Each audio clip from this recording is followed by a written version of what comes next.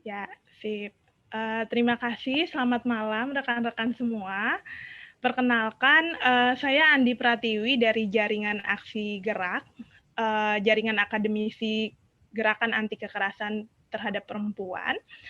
Di sini juga ada rekan-rekan yang hadir juga. Kami mewakili semuanya mengucapkan terima kasih pada rekan-rekan yang telah hadir malam ini menyempatkan waktu di kegiatan belajar sama-sama. Jadi kalau teman-teman ada yang baru mengikuti kegiatan ini, kegiatan belajar sama-sama itu diskusi, kita belajar tentunya di sini terkait isu-isu yang beririsan dengan identitas, kemudian keadilan gender, termasuk di dalamnya juga isu-isu terkait kesejahteraan pekerja dan kaum marginal lainnya. Seperti itu. Nah, untuk kegiatan belajar sama-sama sendiri ini udah kegiatan yang ke-10 seperti itu. Jadi kita udah mulai dari tahun 2020 semenjak pandemi dan kami berharap di Jaringan Akademisi Gerak ini meskipun pandemi kita berhalangan bertemu gitu, diskusi secara langsung, diskusi-diskusi terkait keadilan sosial masih bisa berlangsung di ruang-ruang virtual seperti itu. Nanti tadi saya sudah sebutkan bahwa kegiatan ini direkam, nanti akan ditayangkan juga di YouTube Jaringan Akademisi Gerak. Rekan-rekan yang belum pernah mengikuti kegiatan belajar sama-sama sebelumnya bisa berkunjung ke YouTube kami. Di situ udah ada beberapa dokumentasi kegiatan sebelumnya. Juga teman-teman bisa mengunjungi sosial media kami @aksigerak di Instagram dan di Twitter. Nah, hari ini tema belajar sama-sama, kita mengangkat tema soal Undang-Undang Cipta Kerja. Sebetulnya ini bukan kali pertama Jaringan Akademisi Gerak mengangkat isu ini. Di tahun lalu kami juga pernah mengadakan diskusi yang sama pasca disahkannya RUU menjadi Undang-Undang Cipta Kerja.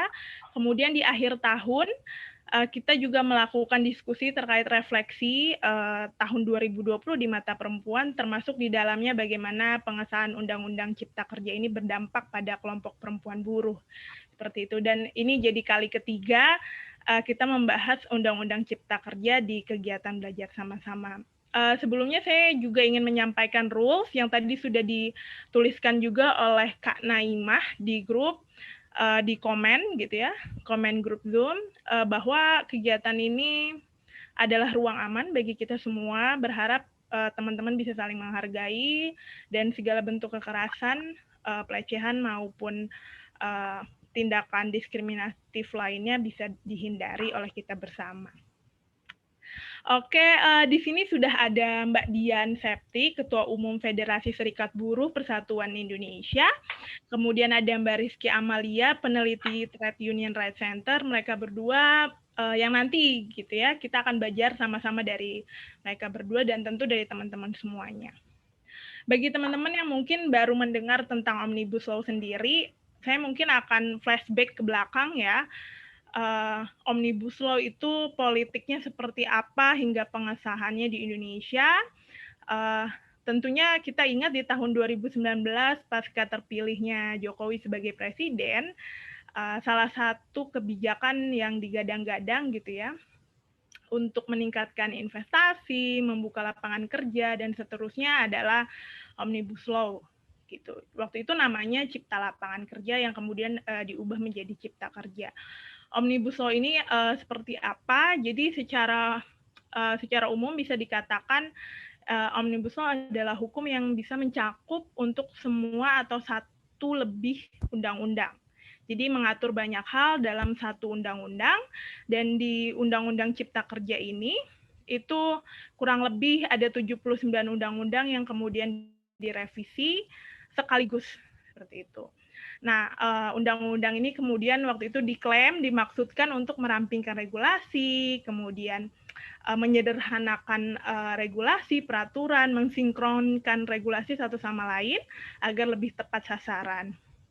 Namun kita juga ingat ketika pandemi berlangsung sempat ada penundaan pembahasan, tapi setelah cukup alot gitu diskusinya dengan kelompok buruh, bahkan kelompok buruh juga melakukan penolakan dan demo besar-besaran. Akhirnya RUU ini kemudian disahkan menjadi Undang-Undang Cipta Kerja dengan argumen tambahan di tengah pandemi diharapkan undang-undang ini bisa memulihkan ekonomi gitu ya, mempercepat pemulihan ekonomi selama pandemi COVID-19. Nah, ini kita jadi menarik gitu ya, karena setelah pengesahan Undang-Undang Cipta Kerja ini oleh Presiden Joko Widodo pada November 2020, ada 51 aturan pelaksana turunannya gitu ya, yang terdiri dari 47 peraturan pemerintah dan 4 peraturan presiden.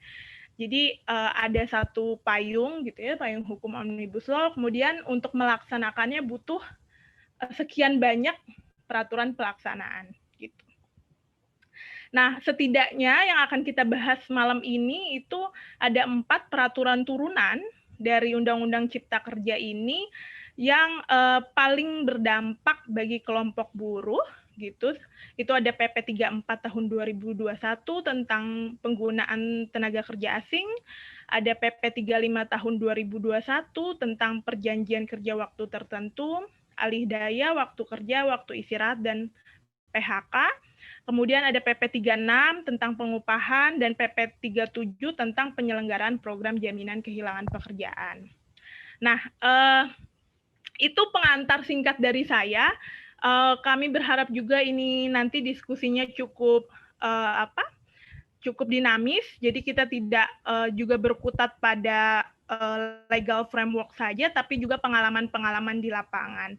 Untuk itu saya mengundang Mbak Dian Septi gitu ya, sebagai Ketua Umum FSBPI atau Federasi Serikat Buruh Persatuan Indonesia, untuk juga sharing gitu ya, temuan-temuannya dan pengalamannya di lapangan.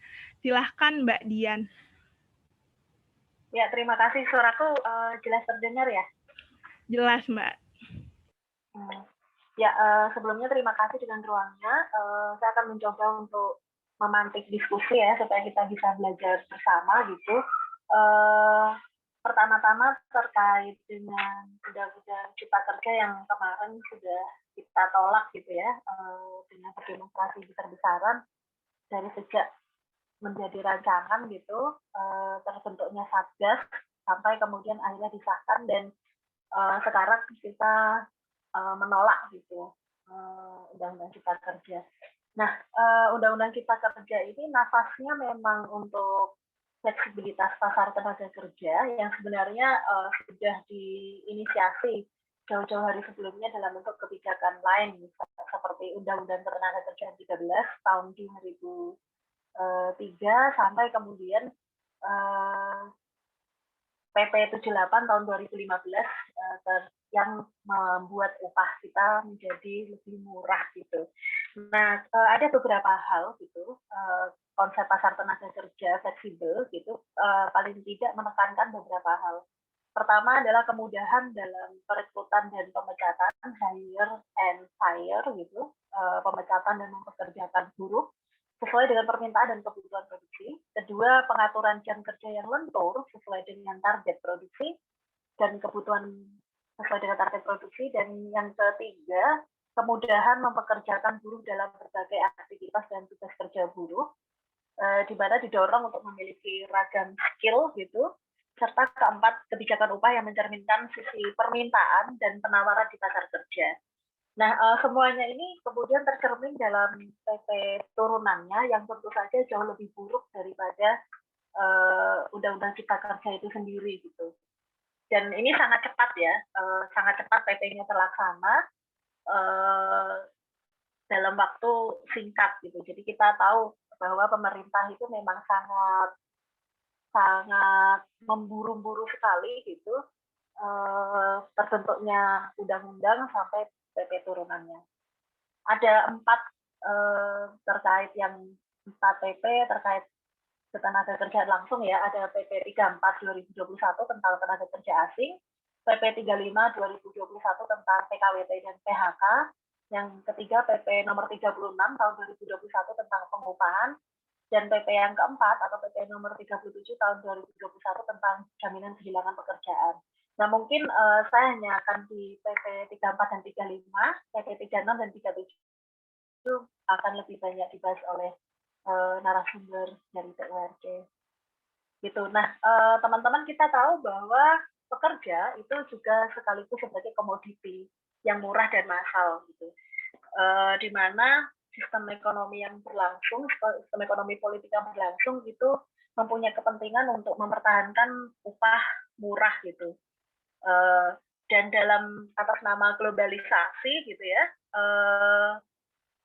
sistem ini menciptakan arus tenaga kerja yang murah tanpa mengenal batas negara. Nah, disinilah kemudian kebijakan-kebijakan dipermudah dalam arus tenaga kerja asing. Kita tahu bahwa rakyat Indonesia juga banyak yang menjadi buruh migran di internasional gitu, menyumbang banyak devisa negara, tetapi tidak pernah diakui, dibilang sebagai pahlawan devisa negara, tapi tidak pernah dilindungi haknya gitu. Begitu juga sebaliknya gitu. Kita menciptakan juga kebijakan yang mempermudah tenaga kerja asing gitu di negara kita. Nah, ya kalau dulu itu menghapus dulu itu membutuhkan dokumen INTA atau izin mempekerjakan tenaga kerja asing, sekarang cukup dengan rencana penggunaan tenaga kerja asing. Jadi membuat labor decision atau membuat buruh berserak-serak dalam banyak sektor, berserak-serak dengan upah yang dibeda-bedakan, dengan skill ada yang dianggap mempunyai keahlian, ada yang tidak mempunyai keahlian, terus kemudian ada kerja kasar, ada kerja yang tidak kasar, terus kemudian upahnya dibedakan, ada yang dibedakan berdasarkan bangsa dan negaranya gitu. Nah, itu menciptakan kompetisi atau persaingan tenaga kerja di pasar tenaga kerja yang kemudian membuat upah itu menjadi makin murah gitu. Bagaimana kemudian pekerja dibuat lebih membutuhkan kerja dibandingkan dengan perusahaan atau korporasi membutuhkan pekerja gitu. Padahal ekonomi dunia tidak akan berputar tanpa ada yang bekerja, tanpa ada tenaga kerja. Nah, selalu menciptakan tenaga kerja cadangan itulah yang diciptakan oleh sistem kapitalisme atau sistem ekonomi yang berlangsung, dan itu membuat upah buruh menjadi lebih murah gitu, termasuk dengan membuat persaingan antara tenaga kerja lokal dan tenaga kerja asing yang itu bisa berimbas pada rasialisme gitu. Kita juga merasakan teman-teman buruh migran yang di negeri-negeri lain terkena dampak rasisme terkait dengan sempitnya lapangan pekerjaan. Nah, ini ada PP 35 2021 tentang PKWT atau PHK. Nah, tadi saya sempat menyatakan bahwa konsep pasar tenaga kerja dalam hal kemudahan dan perekrutan dan pemecatan buruh itu mensyaratkan penggunaan buruh kontrak dan buruh alih daya atau outsourcing yang bekerja dengan kontrak jangka pendek. Gitu. Nah, sejak tahun 2003 ketika disahkannya Undang-Undang 13, kita ingat betul pada waktu itu buruh juga banyak yang turun ke jalan memobilisasi diri untuk menolak tenaga kerja kontrak dan outsourcing atau alih daya. Nah, yang terus kemudian kalah waktu itu pas masa Lebaran gitu, teman-teman buruh pada pulang kampung dan disitulah diketok palu Undang-Undang Ketenagakerjaan.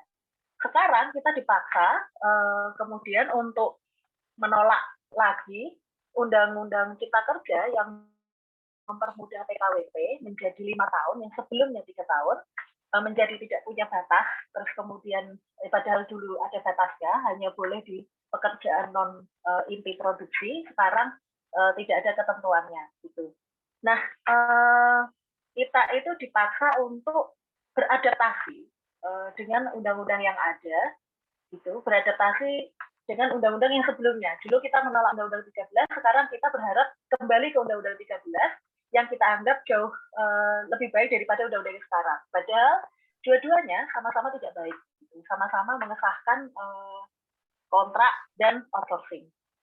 Nah, kalau yang di sekarang itu kan di PP 35 menjadi 5 tahun, tidak mengatur periode perjanjian, dan pada prakteknya sebelum ada PP 35 atau sebelum ada Undang-Undang Cipta Kerja, banyak buruh garmen itu yang saya studi lapangannya buruh garmen ya, itu bekerja dengan kontrak bertahun-tahun, ada yang 10 tahun masih kontrak gitu, dengan pola yang sebenarnya dari awal itu sudah terbaca, dan tapi itu terjadi berulang-ulang dan dianggap biasa gitu, artinya tidak ada penegakan hukum di sana. Jadi kontrak habis, melamar kerja lagi, dijadikan buruh baru, kontrak habis, melamar kerja lagi, menjadi buruh baru gitu. Nah, kalau dulu pembaruan PKWT bisa dilakukan setelah melebihi masa tenggang 30 hari dan dapat dilakukan paling lama untuk 2 tahun. Sekarang hilangnya ketentuan mengenai periode PKWT membuat buruh dikontrak berulang kali. Artinya, pelanggaran yang dulu menjadi sah gitu. Kalau dulu menjadi kebiasaan, dibiarkan gitu, sebab dianggap wajar, sekarang menjadi punya landasan untuk dikontrak berkali-kali. Nah, sebelumnya Undang-Undang 13 tahun 2003 mengatur PKWT didasarkan jangka waktu tertentu, jabatan paling lama 2 tahun, boleh diperpanjang 1 kali jangka waktu selama 1 tahun. Nah, artinya sekarang 5 tahun ya. Dan alih daya atau outsourcing, sekarang tidak ada pembatasan jenis kegiatan. Nah, ini yang tadi. Seharusnya kan non-inti produksi yang boleh outsourcing, sekarang tidak ada batasannya.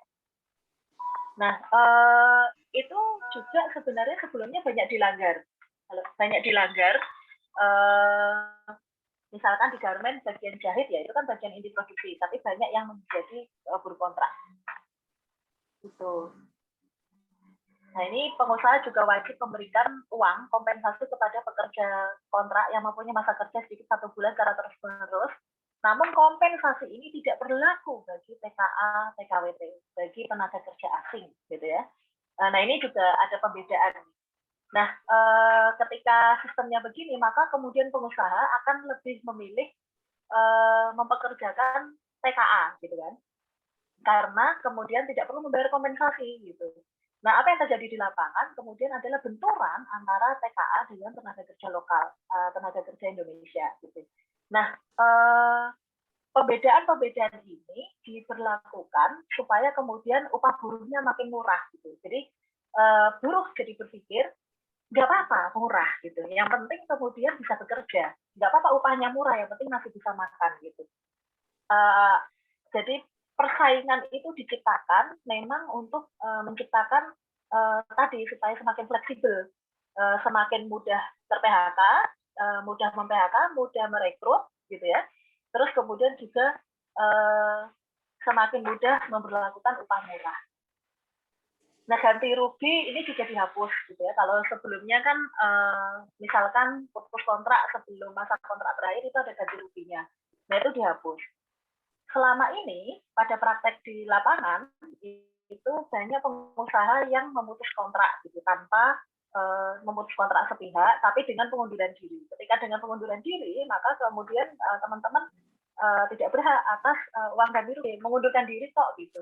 Nah, pemerintah itu selalu menutup mata dengan adanya ketimpangan antara kuasa antara buruh dengan pengusaha gitu. Jadi diberlakukan setara, padahal sebenarnya tidak. Seharusnya hukum itu kan berlaku untuk melindungi yang lemah, tetapi pada prakteknya itu tidak terjadi. Lalu kemudian waktu kerja lembur menjadi maksimal 4 jam sehari dan 18 jam seminggu. Sebelumnya maksimal 3 jam sehari dan 14 jam seminggu, menjadi 4 jam sehari dan 18 jam seminggu. Gitu. Jadi waktu kerja lemburnya diperpanjang. Teman-teman, banyak praktek lembur itu tidak dibayar pada prakteknya. Lembur itu tidak dibayar sebagai bentuk skorsing atau sanksi karena tidak memenuhi target. Jadi teman-teman itu bekerja berdasarkan target. Kalau targetnya hari ini adalah 60 piece gitu per jam, maka kemudian kalau itu tercapai, besoknya menjadi 80 piece. Kalau 80 piece per jam itu tercapai, besoknya menjadi 100. Begitu terus gitu.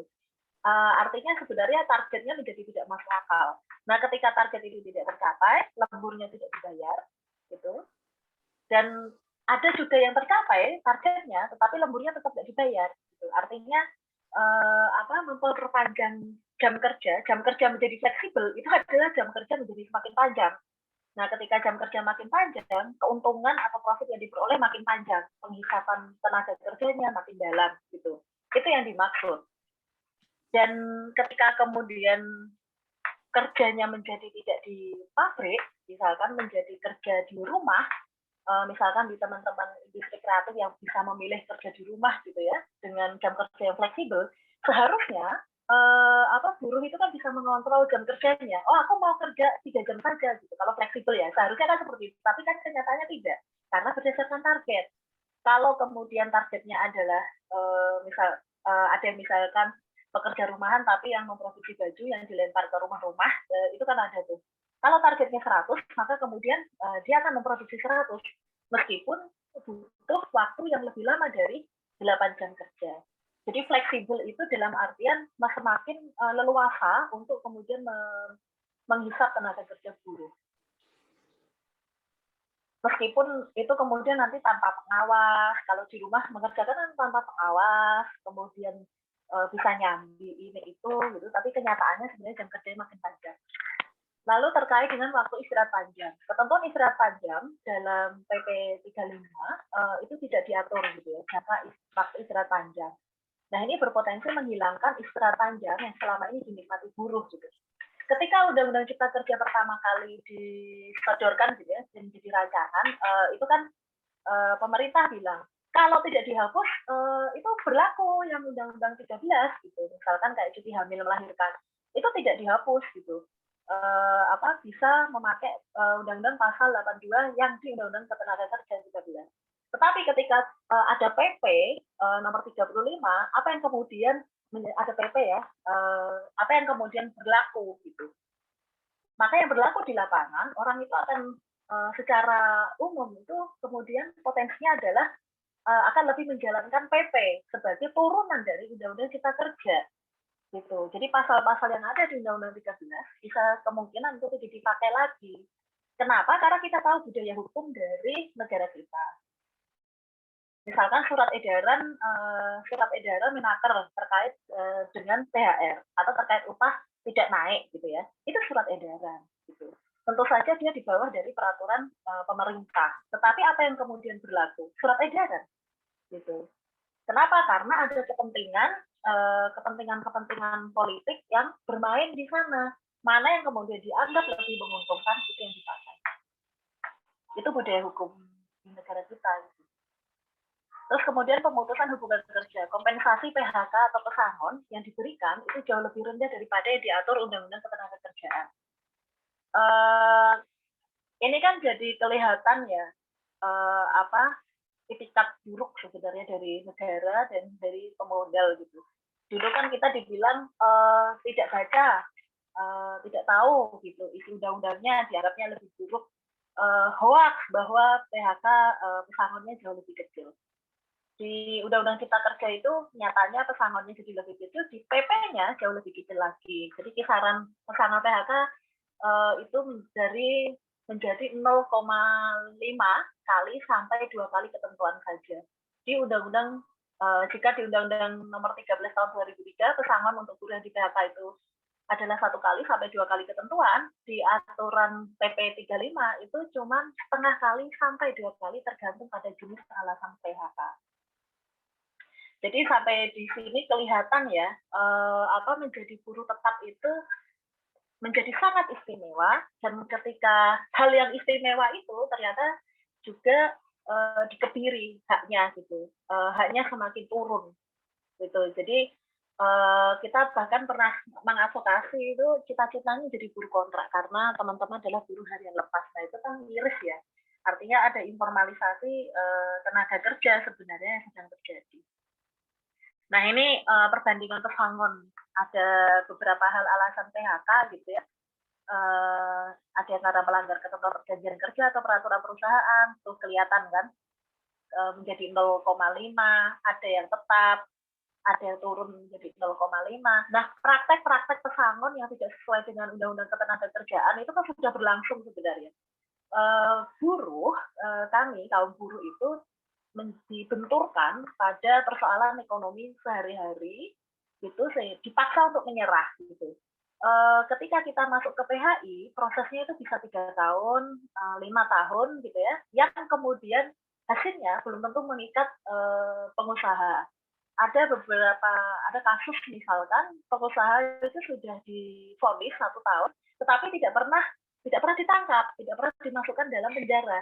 Gitu. Alasannya apa? Oh, alasannya tidak tahu pengusahanya kemana, tidak ditemukan ada di mana. Padahal sebenarnya ada gitu. Dia ada di Jakarta, ada di Indonesia, tetapi tidak dieksekusi.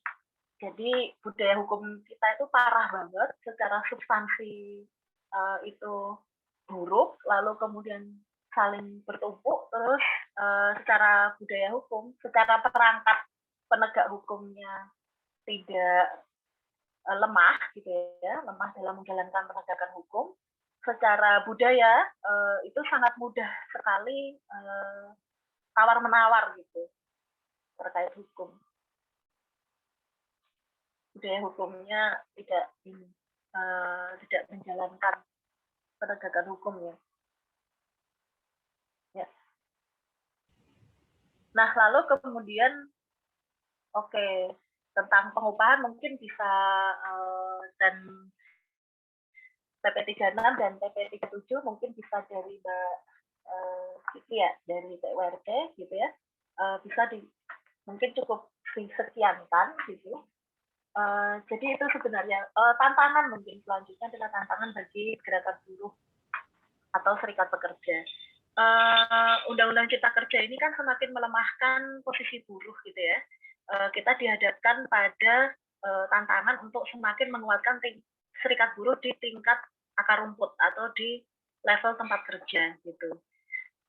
Kita bisa melihat misalkan di masa pandemi, surat edaran Menaker itu kan selalu berposisi diserahkan pada perundingan bipartit, diserahkan pada kesepakatan antara pengusaha dengan buruh. Itu kenapa? Karena buruh sudah dilemahkan gitu, posisi tawarnya lemah gitu, tidak berkutik, dibuat tidak berdaya. Sehingga tantangannya adalah bagaimana memperkuat teman-teman buruh di tempat kerja untuk semakin mampu bernegosiasi, membangun serikat yang kuat, gitu ya, punya kapasitas, sehingga bisa berhadapan dengan pengusaha. Artinya kunci pendidikan itu menjadi kunci, penguatan serikat itu menjadi kunci. Nah, membangun serikat sendiri itu butuh tantangan tersendiri, menuntut legalitas supaya diakui oleh perusahaan itu pekerjaan gitu. Terus berhadapan dengan union busting. Ketika teman-teman ini mayoritas adalah kontrak, maka kemudian berhadapan dengan ancaman PHK atau tidak diperpanjang kontrak, menuntut hak tidak diperpanjang kontrak. Jadi ketakutan-ketakutan itu mesti ditembus. Jadi kadang mungkin kita butuh strategi gitu ya, pengorganisasian. Kalau belum bisa langsung menjadi serikat, itu bisa kemudian misalkan menjadi komunitas-komunitas gitu. Komunitas-komunitas buruh kontrak misalkan. Terus kemudian pengorganisirannya sampai ke level terkecil, membuat sel-sel ya, kelompok 15 per 15 orang gitu, membuat kelompok-kelompok yang di situ melakukan pendidikan-pendidikan terkait dengan hak pekerja. Jadi tidak menunggu serikat itu legal untuk membuat buruh bisa bergerak gitu. Dan memang sebagai serikat pekerja tidak takut, jangan takut kehilangan anggota gitu.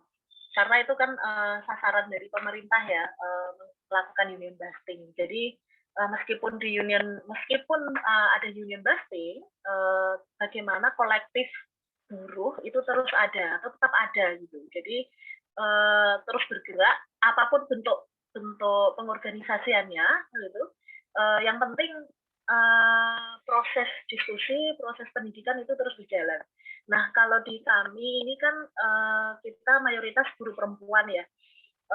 Kita pengalaman kita melakukan pengorganisiran, memang yang paling tepat untuk buruh perempuan itu adalah storytelling atau bercerita gitu.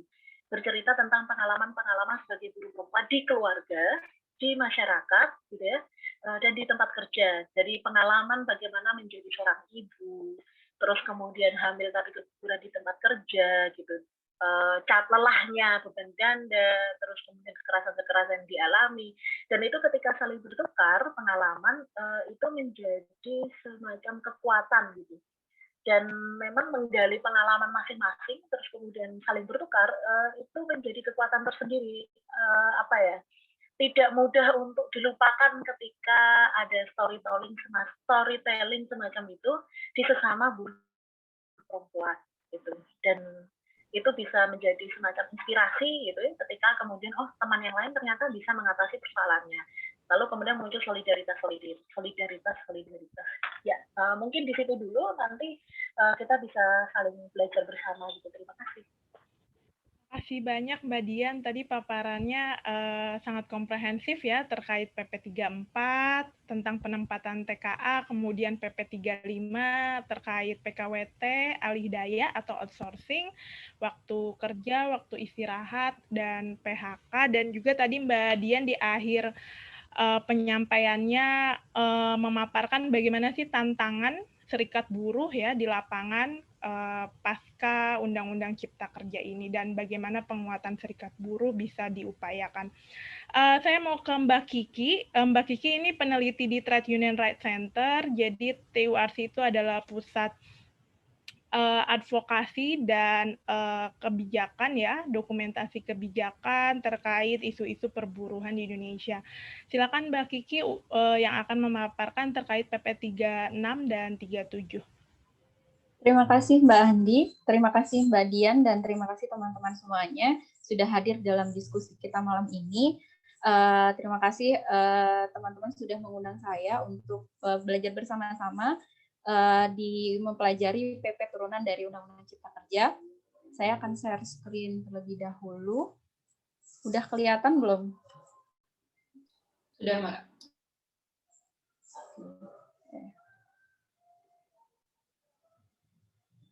Oke, mungkin saya langsung aja mulai di PP 36 karena tadi Mbak Dian Septi sudah memaparkan berkaitan dengan PP 35. Jadi di PP 36 tahun 2021 ini membahas tentang pengupahan. Setidaknya ada 6 poin penting, hal-hal yang mungkin bisa kita kritisi dan perhatikan bersama-sama gitu di PP 36 tahun 2021 tentang pengupahan. Yang pertama adalah penentuan upah minimum. Jadi kalau di PP 36 penentuan tentang upah minimum itu diatur di pasal 23 ayat 1, di mana upah minimum merupakan upah bulan terendah yang terdiri dari upah tanpa tunjangan, upah pokok dan tunjangan tetap. Kemudian di pasal 24 juga ada ketentuannya. Kemudian upah minimum ini berpedoman pada struktur dan skala upah. Nah, struktur dan skala upah ini juga nanti menjadi salah satu hal yang bisa kita kritisi bersama. Kemudian pasal 27 itu mengatur tentang gubernur wajib menetapkan upah minimum provinsi setiap tahun. Di PP 36 ini mengatur upah minimum ada 2, upah minimum provinsi dan upah minimum kabupaten atau UMK, tetapi ada perubahan, ada klausul yang harus kita perhatikan bersama-sama. Di pasal 30 ayat 1, huruf B itu gubernur dapat menetapkan upah minimum kabupaten. Frasa dapat ini harus kita waspadai karena ini menjadi opsional ya bagi gubernur. Kalau gubernur tidak mau menerapkan upah minimum kabupaten, ya sudah, karena tidak diwajibkan gitu di peraturan pemerintah ini. Kalau misalnya upah minimum provinsi, ternyata setelah kita baca-baca gitu, upah minimum provinsi cenderung akan membuat upah minimum buruh itu tertarik ke bawah. Gitu. Dan ini merugikan daerah-daerah atau kabupaten gitu ya, yang mereka itu adalah daerah industri, misalnya di Karawang, di mana Karawang ini terkenal gitu sebagai salah satu daerah industri di Jawa Barat, dan dia punya upah minimum kabupaten yang tinggi gitu, paling tinggi di Jawa Barat, 4 juta sekian. Kalau misalnya nanti menggunakan ketentuan ini berlaku ya, dan sudah berlaku, upah minimum yang ada di Karawang misalnya gitu, dia akan tertarik ke bawah gitu, bisa lebih rendah dari upah minimum kabupaten yang sekarang sudah diterapkan, upah minimum kabupaten yang sebelumnya diterapkan. Kemudian yang kedua adalah penentuan formula penentuan upah minimum. Jadi kalau teman-teman misalnya sudah membaca gitu formula penentuan upah minimumnya bagaimana dibandingkan dengan PP 78 2015, ini lebih kompleks gitu ya rumusnya ya. Mungkin teman-teman yang ahli di bidang ekonomi gitu itu bisa melihat dan juga berdiskusi bersama-sama dengan kita gitu bagaimana kompleksnya rumus yang ada di PP 36 tahun 2021, yang mengatur formula penentuan upah minimum. Dan di pasal 25 ayat 2, ayat 4, dan ayat 5, upah minimum ini menjadi lebih rumit karena ada beberapa hal yang harus diperhatikan. Pertama, paritas daya beli, kemudian tingkat penyerapan tenaga kerjanya, dan median upahnya. Datanya bersumber dari bidang statistik. Nah, paritas daya beli itu tuh seperti apa, panduannya gitu, atau pedomannya itu seperti apa, bagaimana cara kita menentukan paritas daya beli. Dan ini tentu membuat serikat buruh juga semakin sulit gitu untuk bisa menghitung sebetulnya upah minimum yang bisa didapatkan oleh buruh itu berapa, karena sedemikian kompleksnya formula penentuan upah minimum ini. Kemudian yang harus kita perhatikan lagi adalah adanya batas atas upah minimum. Sudah formulanya susah gitu ya, ada batas atas upah minimum, sudah ada UMP, ada batas atas upahnya gitu. Kenapa harus dibikin ada batas upahnya gitu? Apakah upah buruh di Indonesia itu tinggi gitu? Berdasarkan data dari Wage Commission gitu ya, itu tidak tinggi dibandingkan negara-negara lain gitu. Indonesia itu menempati peringkat kelima negara sebagai dengan upah minimum monthly wage paling rendah gitu ya, dibandingkan negara lain seperti Vietnam, Thailand, Filipina, itu lebih tinggi upah minimumnya dalam US dollar. Gitu. Kemudian yang ketiga adalah penghapusan upah minimum sektoral provinsi dan upah minimum sektoral kabupaten, atau biasa disebut dengan UMSP dan UMSK. Diatur di pasal 89, penghapusan pasal 89 dalam Undang-Undang 11 2020 yang mengatur mengenai UMSP dan UMSK. Nah, penghapusan ini merugikan pekerja-pekerja yang bekerja di sektor skill labor gitu ya. Mereka yang bekerja, buruh-buruh yang memiliki skill gitu di sektor-sektor tertentu, misalnya sektor otomotif dan juga sektor metal. Buruh-buruh di kedua sektor ini terkenal sebagai buruh-buruh yang memiliki skill yang bagus gitu ya, karena mereka harus bekerja dengan menggunakan mesin, mereka harus teliti dan lain sebagainya gitu. Teman-teman yang bekerja di sektor-sektor ini dikhawatirkan nanti akan menerima upah minimum yang jauh lebih rendah gitu daripada apa yang mereka dapatkan ketika ada ketentuan UMSP dan juga UMSK. Kemudian yang selanjutnya adalah upah berdasarkan satuan waktu dan satuan hasil. Kalau di PP 36 diatur di pasal 14 itu berdasarkan jam, hari, atau bulan. Kemudian tapi di pasal 55 ayat 3-nya itu disebutkannya pembayaran upahnya itu dilakukan harian, mingguan, atau bulanan gitu. Nah, jamnya ini ada ketentuannya tersendiri gitu, ada rumusnya tersendiri untuk menentukan upah minimum upah berdasarkan jam. Kemudian ketentuan yang kedua, kemudian yang harus kita perhatikan adalah upah minimum, upah berdasarkan satuan waktu dan satuan hasil ini merugikan teman-teman yang mereka tuh bekerja dengan sistem shifting gitu, karena mereka diupah menurut jam. Beberapa waktu yang lalu saya berdiskusi dengan beberapa serikat gitu ya, kami berdiskusi untuk merumuskan temuan-temuan yang ada di lapangan, dan ini dialami oleh teman-teman kita yang bekerja di sektor horeca, hotel, restoran gitu, karena mereka menggunakan sistem kerja shifting. Ternyata ketika mereka bekerja shift pagi misalnya, mereka itu tidak pasti bekerja selesai di jam, misalnya mereka kerja di jam 7 sampai jam 12 atau jam 1 gitu. Ada setelah itu ada peralihan penggantian shifting gitu. Nah, penggantian shiftingnya itu tidak dihitung sebagai jam kerja, padahal harusnya kalau misalnya kita melihat ketentuan ini harusnya tetap dihitung dong jadi jam kerja walaupun mereka itu pindah shift gitu. Ada perpindahan shift di situ, dan ini merugikan teman-teman gitu yang bekerja di sektor-sektor yang menggunakan sistem shifting. Kemudian tadi sudah dijelaskan juga oleh Mbak Dian Sapti gitu ya, ada beberapa pekerja yang mereka itu kerja dengan sistem target. Misalnya 1 jam targetnya itu misalnya kerja harus bisa menghasilkan menjahit baju 60 pieces misalnya. Nah, ketika targetnya itu tidak tercapai gitu, mereka tidak mendapatkan upah sesuai dengan yang seharusnya gitu. Kemudian PP 36 juga mengatur tentang struktur dan skala upah di pasal 21 ayat 1 PP 36 tentang pengupahan junto pasal 92 ayat 2 Undang-Undang 11 tahun 2020 tentang Cipta Kerja, pengusaha wajib menyusun struktur dan skala upah di perusahaan dengan memperhatikan kemampuan perusahaan dan juga produktivitas. Kemudian kalau kita bandingkan dengan Undang-Undang 13 tahun 2003, di mana pengusaha menyusun struktur dan skala upah itu dengan memperhatikan beberapa hal. Yang pertama, golongan, kemudian jabatan, masa kerja, pendidikan, dan kompetensi. Di dalam PP ini masa kerja itu tidak dijadikan salah satu pertimbangan gitu untuk menentukan struktur dan skala upah, dan ini tentu membingungkan kita semua. Di undang-undangnya jabatan, kemudian golongan, pendidikan, kompetensi itu tidak diperhitungkan gitu, tapi di PP-nya diperhitungkan tapi tidak memasukkan masa kerja. Ketentuan ini tentu mereduksi buruh itu sendiri ya. Jadi buruh itu tidak dianggap sebagai sumber daya yang dia itu memiliki kemampuan, memiliki skill yang harus dikembangkan dan dihargai gitu, tapi hanya dilihat sebagai alat untuk produksi suatu barang yang dikonsumsi gitu ya. Jadi ini sungguh lumayan membuat buruh tuh semakin tidak ada harganya gitu kan di aturan ini gitu.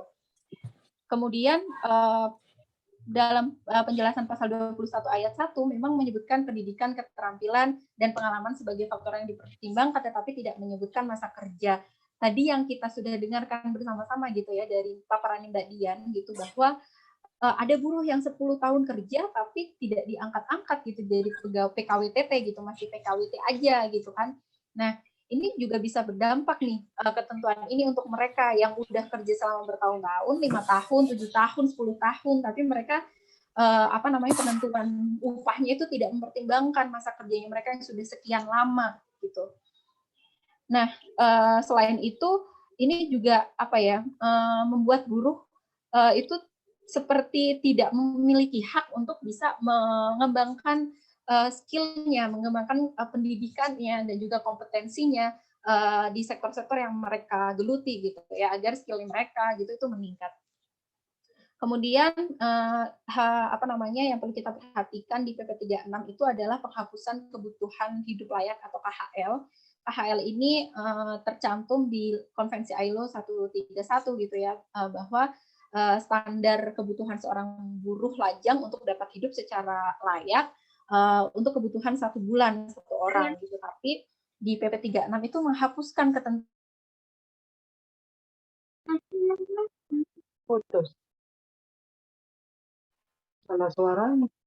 KHL di PP di peraturan sebelum kebutuhan hidup layak. Di 2020 kemarin di bulan Oktober itu ada peraturan Menteri Ketenagakerjaan yang mengesahkan tentang kalau tidak salah ada 60 komoditas kebutuhan hidup layak, tetapi ternyata di PP 36 dan juga di Undang-Undang Cipta Kerja tidak diatur. Jadi kita bertanya-tanya, peraturan itu dibuat untuk apa gitu kalau ternyata di PP-nya dan juga di undang-undangnya itu tidak diatur sama sekali.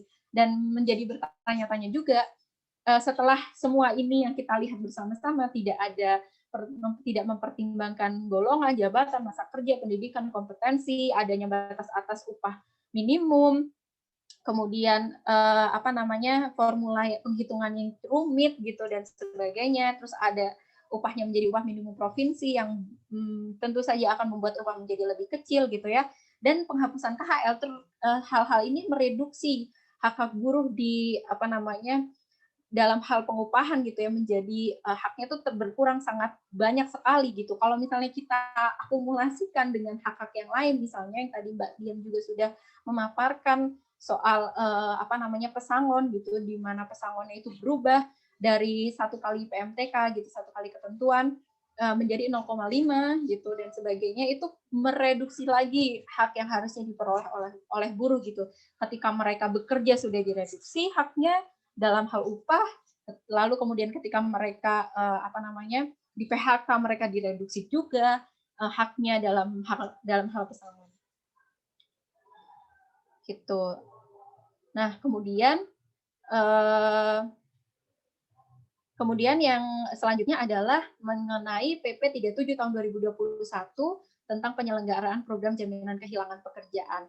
Nah, ini apa namanya, program jaminan kehilangan pekerjaan ini bisa dibilang adalah aturan yang baru ya, baru sekali gitu di Indonesia diterapkan program jaminan kehilangan pekerjaan. Sebagai pengantar saja, program jaminan kehilangan pekerjaan ini sebetulnya sudah diterapkan di banyak negara, negara-negara maju dan juga negara berkembang. Kalau tetangga kita, negara tetangga Malaysia itu sudah menerapkan sejak tahun 2018 kalau nggak salah, lewat satu lembaganya yang namanya SOSCO gitu ya, dan Indonesia katanya dan beberapa kali kita melakukan fokus group discussion dengan Kementerian Ketenagakerjaan dan juga BP Jam Sostek, mereka mengadopsi program jaminan kehilangan pekerjaan atau unemployment benefit yang diterapkan di Malaysia gitu.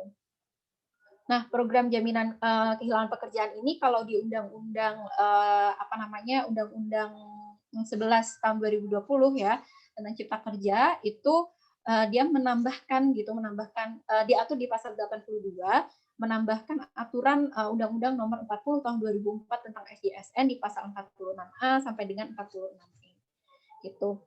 Nah, ada beberapa hal yang kemudian kita bisa soroti bersama-sama gitu ya, poin-poin krusial yang ada di PP 37 tahun 2021 tentang jaminan kehilangan pekerjaan.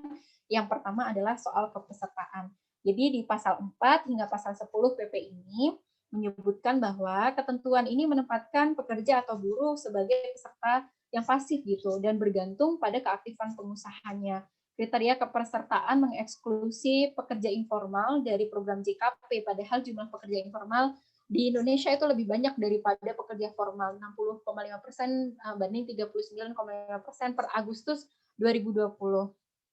Kemudian di pasal 4 ayat 3, peserta adalah pekerja atau buruh yang juga diikutsertakan pada program-program jaminan sosial lainnya termasuk jaminan kesehatan nasional. Jadi kalau kita lihat gitu ketentuan-ketentuan yang ada di PP 37 tahun 2021 ada beberapa syarat yang harus dipenuhi gitu dan yang boleh atau yang bisa mendaftarkan pekerja menjadi peserta program jaminan kehilangan pekerjaan adalah pengusaha atau pemberi kerja saja. Pekerja tidak bisa mendaftarkan dirinya sendiri secara mandiri untuk bisa menjadi peserta dan mengakses manfaat dari program JKP ini. Nah, tentu ini sangat membuat pekerja bergantung sekali gitu ya dengan kepatuhan dari pemberi kerjanya. Kalau misal pemberi kerjanya tidak disiplin untuk mendaftarkan gitu dan juga tidak disiplin dalam membayarkan iuran nanti akan kita bahas setelah ini, itu berpengaruh gitu. Apakah pekerja akan bisa menjadi peserta atau pekerja bisa menjadi penerima manfaat atau tidak. Ketentuan seperti yang diatur di dalam PP jelas akan mempersempit lagi cakupan pekerja yang bisa mengakses manfaat jaminan kehilangan pekerjaan gitu. Dengan tentu saja kita bisa melihat data-data dari BP Jam Sostek gitu ya, maupun data-data dari TMP2K tentang peserta. Sebenarnya ada berapa sih gitu peserta aktif di jaminan sosial gitu, di jaminan ketenagakerjaan gitu. Dengan menggunakan data-data kepesertaan yang ada gitu sebagai asumsi kita sementara, jumlah peserta BP Jam Sostek yang dapat mengakses manfaat JKP itu kira-kira hanya 12,5 juta pekerja saja. Dari mana data 12,5 juta pekerja ini? Ini adalah data pekerja sebagai peserta jaminan pensiun. Karena jaminan pensiun itu kan tidak bisa diambil sebelum dia pensiun gitu ya. Jadi kelihatannya pesertanya itu tidak akan lebih dari 12,5 juta pekerja. Datanya ini kami peroleh per Oktober 2020. Kemudian kalau kita lihat data di BP Jam Sostek, peserta yang aktif itu 34 juta peserta yang aktif di BPJS Ketenagakerjaan gitu. Tapi kalau peserta secara keseluruhan yang aktif maupun yang non aktif itu jumlahnya ada 90 juta sekian dan gap-nya tuh sangat sangat jauh gitu ya antara yang aktif dan yang tidak. Kemudian yang kedua adalah soal iuran. Di pasal 11 PP 37 2021 dalam iuran itu dibagi dalam dua bagian. Yang pertama hal soal iuran, yang kedua tata cara pembayaran iuran. Kemudian ada unsur rekomposisi iuran yang sebenarnya juga bukan dari pemerintah pusat juga gitu sebetulnya, karena ini adalah rekomposisi dari JKK dan JKM yang sebetulnya juga dibayarkan gitu oleh pekerja melalui pemberi kerja gitu. Jadi kalau dipikir-pikir sebetulnya juga itu dari pekerja-pekerja juga gitu. Nah, kalau misalnya pengusahanya itu tidak disiplin membayar JKK dan JKM ini, itulah yang menjadi ancaman teman-teman buruh tidak bisa memperoleh manfaat dari jaminan kehilangan pekerjaan.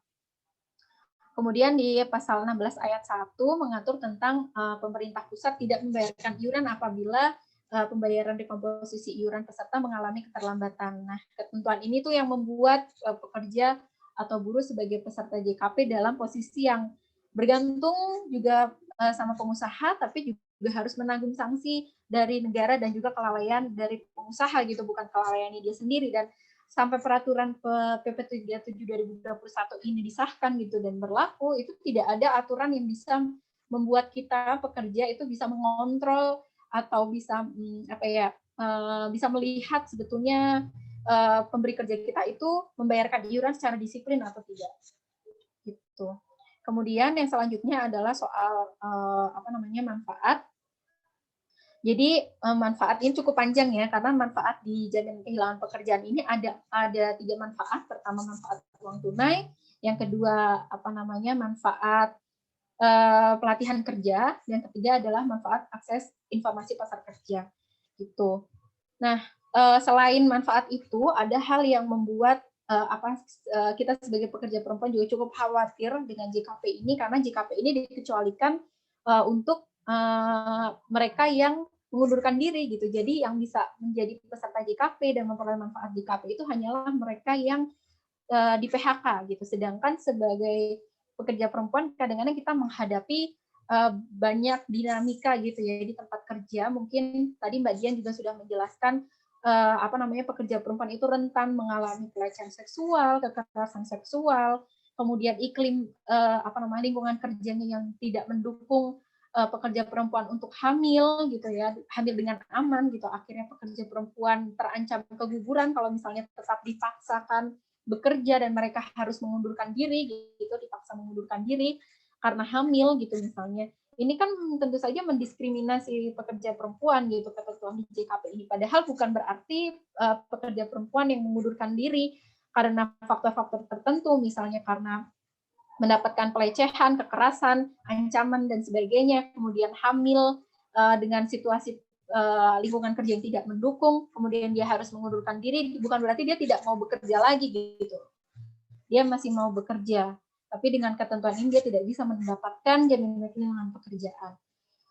Nah, kemudian pasal 19 ayat 3 menyatakan peserta yang berhak menerima manfaat JKP adalah mereka yang telah memiliki masa iur paling sedikit 12 bulan dalam 24 bulan dan telah membayar iuran paling singkat 6 bulan berturut-turut. Nah, ini ketentuan ini sangat cukup membuat kita pesimis ya.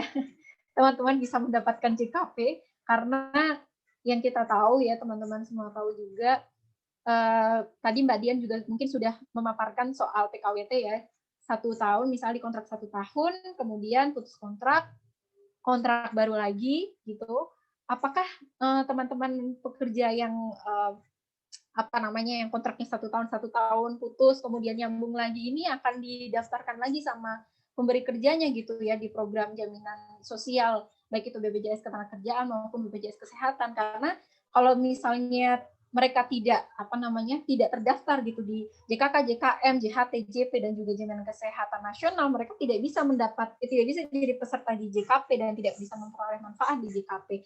Ketentuan iuran 12 bulan, kemudian 24 bulan kepesertaan dan 16 iuran 6 bulan berturut-turut ini memberatkan pekerja banget gitu ya. Apalagi kita sekarang berada di situasi pandemi COVID-19, banyak pekerja yang sudah ter-PHK tapi aturan ini baru keluar sekarang. Dan aturan ini kalau misalnya kita hitung-hitung gitu, kita hitung-hitung kapan nih kita bisa memperoleh manfaatnya, itu kita bisa memperoleh manfaatnya nanti di tahun 2023, teman-teman. Jadi masih lama sekali ya sampai bisa terpenuhi itu 24 bulan kepesertaannya. Kemudian ada batas atas upah yang digunakan sebagai penghitungan manfaat di JKP, yaitu 5 juta, diatur di pasal 21 ayat 2 dan 3. kalau diakumulasikan sebetulnya, dan dari TURC sebetulnya kami sudah melakukan penelitian soal ini dan juga melakukan simulasi dengan membandingkan antara manfaat yang diterima di JKP dengan upah minimum provinsi yang berlaku di 2021. Ternyata jika diakumulasi, yang didapatkan buruh yang memperoleh JKP itu hanya 35% saja dari total 6 bulan upah yang seharusnya buruh terima gitu. Jadi jadi tidak menjamin gitu. JKP ini katanya ingin mempertahankan atau melindungi buruh tetap berada dalam kehidupan yang layak walaupun mereka di PHK, tetapi ketentuan ada batas atas upah ini sepertinya tidak nyambung gitu ya sama semangat JKP ini. Dan kita hitung-hitung juga kemarin disimulasikan dalam penelitian kami, disandingkan dengan batas garis kemiskinan BPS, hanya ada 7 provinsi saja teman-teman yang berada di atas batas garis kemiskinan BPS. Selain itu berada di bawah garis kemiskinan BPS. Kalau dibagi per kapita per bulan, misalnya satu keluarga punya 1 anak, itu ada di bawah garis kemiskinan. Kemudian pasal 25 sampai 29 PP 37 2021 tentang akses informasi pasar kerja. Sebetulnya ini bagus ya. Mungkin kita harus mendukung juga, tapi juga harus kita kritisi juga gitu. Sebaiknya pemerintah pusat itu bekerja sama gitu dengan badan usaha, perusahaan milik swasta maupun juga milik pemerintah untuk bisa memberikan informasi pasar kerja yang up to date dan real time gitu sesuai dengan kebutuhan pasar kerja yang ada saat ini. Ini juga menjadi salah satu upaya untuk menerapkan active labor market policy gitu. Kemudian pasal 30 sampai 34 PP 37 itu tentang manfaat pelatihan kerja. Dan ini juga sebetulnya bisa kita dukung gitu ya, upaya pemerintah melalui JKP ini dengan menyediakan pelatihan kerja, tetapi juga harus kita kritisi karena sekarang perkembangan dunia usaha itu cukup cepat sekali gitu ya, apalagi dengan adanya tren industri 4.0 atau 4.0 di mana kita mengadopsi banyak teknologi di sektor-sektor tertentu gitu, termasuk sektor manufaktur. Padahal sektor manufaktur adalah sektor padat karya yang mempekerjakan banyak tenaga kerja di situ. Tapi ketika ada menerapkan 4.0, lalu apa yang terjadi dengan teman-teman di sektor manufaktur gitu ya? Maka dari itu dibutuhkan reskilling dan upskilling gitu untuk bisa menunjang skill dari teman-teman di sektor manufaktur dan juga sektor-sektor yang lain agar bisa berdaya saing gitu di industri yang sudah semakin maju ini gitu, tentu saja dengan tidak melupakan hak-hak yang harusnya diterima oleh teman-teman buruh gitu. Ya, Mbak Kiki bisa dipercepat? Oke. Oke, kemudian yang terakhir adalah eligibilitas atau eligibility gitu, kelayakan. Ada beberapa hal yang sangat disayangkan di PP 37 ini karena mengecualikan beberapa hal, terutama soal pengecualian terhadap mereka pekerja-pekerja yang cacat total gitu akibat kecelakaan kerja. Mereka tidak bisa memperoleh JKP dengan alasan sudah ada jaminan kecelakaan kerja gitu. Tapi JKK itu kan tidak menjamin, tidak memberikan benefit yang sama gitu seperti yang ada di JKP, seperti pelatihan kerja dan akses informasi pasar kerja.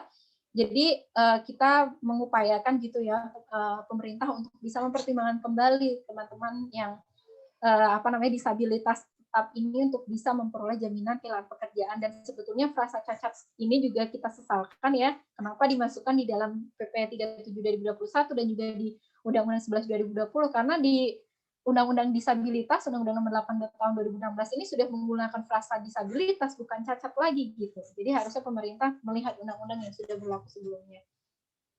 Kemudian soal iuran yang dibayarkan oleh negara dari rekomposisi program JKK dan JKM gitu ya.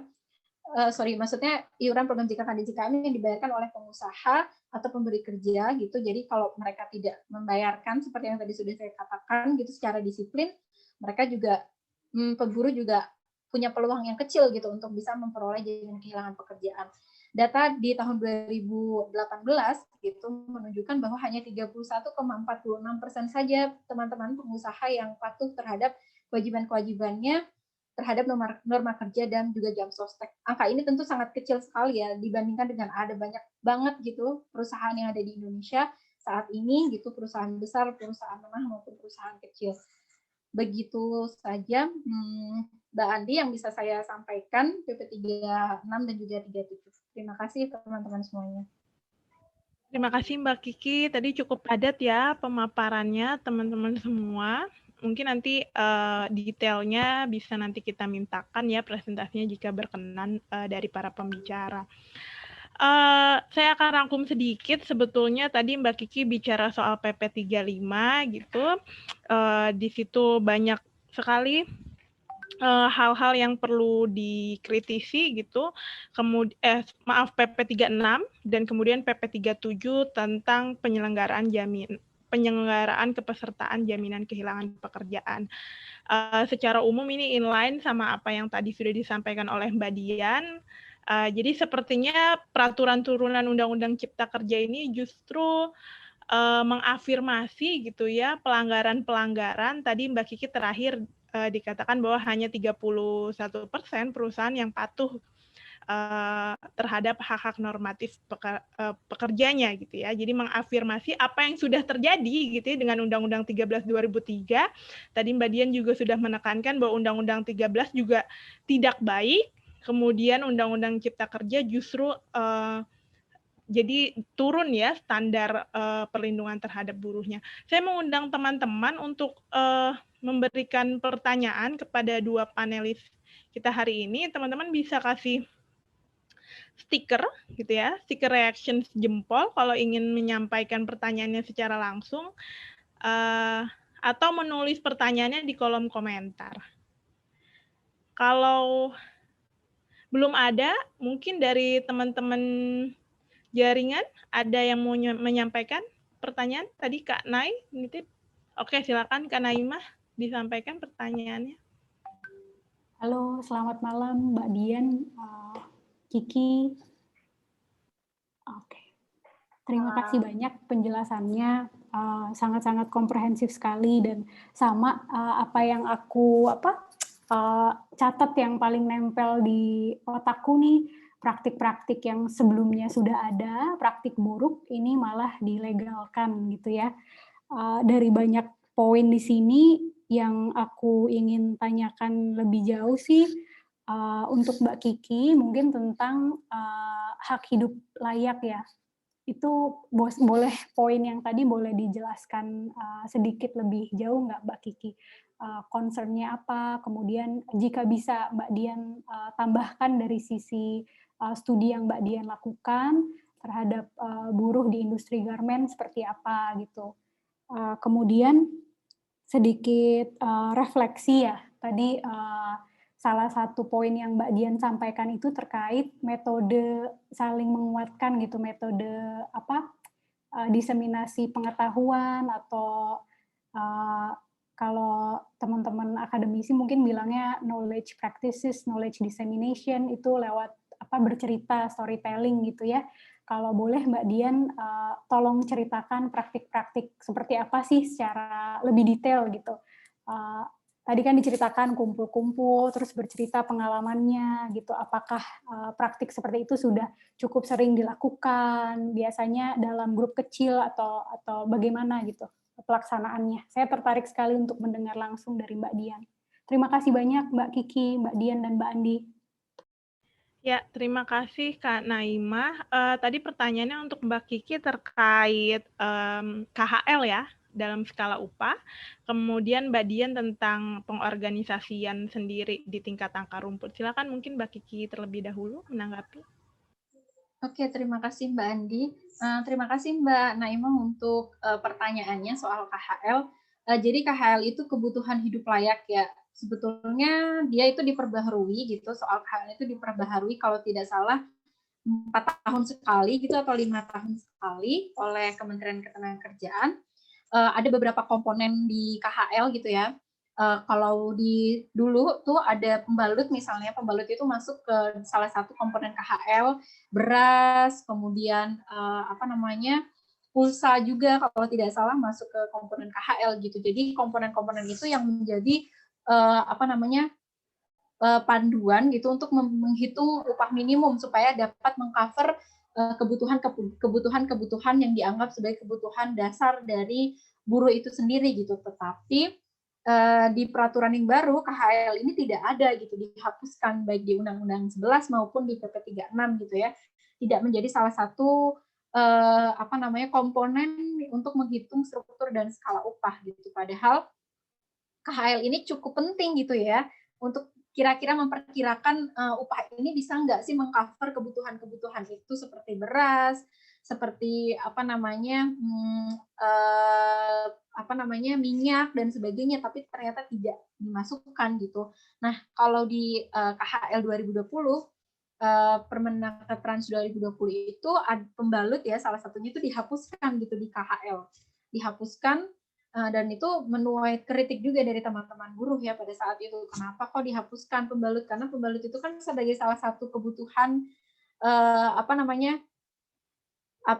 kebutuhan dari buruh perempuan itu sendiri seperti itu. Dan itu sayang sekali sebetulnya kalau dihapuskan gitu. Kita jadi bertanya-tanya sebetulnya KHL ini dibikin untuk apa gitu, karena di Oktober 2020 ada ketentuan soal KHL juga gitu, ada peraturan tersendiri soal KHL, tetapi tidak diterapkan gitu di peraturan-peraturan yang lama maupun peraturan yang baru. Ternyata ada koreksi dari salah satu peserta, terima kasih, ternyata tidak dimasukkan gitu dalam struktur dan skala upah gitu, dan ini cukup disayangkan gitu. Mungkin itu ya Mbak Naimah yang bisa saya sampaikan. Oke, terima kasih Mbak Kiki. Mungkin Mbak Dian, silakan terkait pengorganisasian. Ya, tapi sebelumnya mau menambahkan dulu soal ini ya, KHL ya. Dulu kalau di Undang-Undang Ketenagakerjaan memang upah ditentukan berdasarkan KHL, komponen kebutuhan hidup layak, dan itu berdasarkan survei di lapangan gitu untuk menyusun komponen tersebut. Survei di pasar tradisional terdekat yang itu dirumuskan oleh Dewan Pengupahan gitu. Nah, Dewan Pengupahan ini yang kemudian dihapuskan di PP 78 nomor tahun 2015 gitu ya. Jadi memandulkan Dewan Pengupahan yang kemudian makin dipertegas di Undang-Undang Cipta Kerja. Artinya sebenarnya sistem pengupahan sekarang itu adalah mengabaikan partisipasi pekerja gitu. Jadi ruang demokrasinya itu dihilangkan gitu. Apalagi di KHL aja itu juga kita mempunyai banyak kritik ya, misalkan memang tidak melihat aspek gender atau kebutuhan perempuan, juga tidak melihat standarnya itu masih buruh lajang gitu, bukan buruh yang berkeluarga. Misalnya kayak komponen upah itu langganan koran itu hanya dipatok 2.000, itu koran apa gitu, koran lampu merah kali kan, Rp1.000 yang isinya mawar diperkosa rame-rame kayak gitu kan, yang sangat seksis gitu dan tidak mendidik. Nah, itu sih soal tambahan soal kebutuhan hidup layak gitu. Nah, soal metode story, tadi aku bilangnya metode storytelling ya, atau soal cerita gitu. Jadi pengorganisasian memang paling efektif itu adalah sebenarnya bagaimana kemudian itu kita menemukan sambung rasa gitu dengan teman-teman buruh perempuan. Maka kemudian kita mengenal dulu itu kata live in gitu ya, live in atau tinggal bersama teman-teman buruh gitu ya, mendatangi rumahnya gitu. Terus kemudian ada proses saling mengenal di sana. Kita menyasar 2 atau 3 orang gitu untuk kemudian berkenalan dulu, PDKT, mempelajari keseharian, problem kesehariannya seperti apa, gitu. Sampai kemudian betul-betul terbuka, baru kemudian diadakan pertemuan gitu, ngumpul bareng yang di sana saling berkenalan satu sama lain. Nah, biasanya itu kita dulu punya pelatihan namanya pelatihan fasilitator gitu. Pelatihan fasilitator bagaimana mengelola percakapan gitu dengan teman-teman buruh gitu. Nah, mengelola percakapan itu apa? Artinya kita menemukan kata kunci sebagai topik untuk dibicarakan gitu.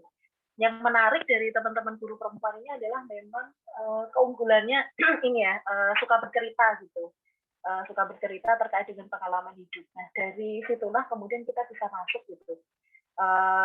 Pengalaman kita ya, ketika berkumpul 5 orang gitu dalam satu kos-kosan gitu ya, pertama-tama tentu saja memperkenalkan diri, lalu kemudian ada kata kunci gitu. Ketika memperkenalkan diri itu dari mana, terus kemudian apa sih pengalaman menarik sebagai perempuan gitu, dari kecil sampai kemudian bisa bekerja. Nah dari situ aja itu banyak hal yang bisa digali gitu. Misalkan, aku pergi ke kota karena kemudian memang di desa waktu itu dipaksa untuk menikah, tidak mau menikah, terus akhirnya ke kota, nekat ke kota untuk bekerja.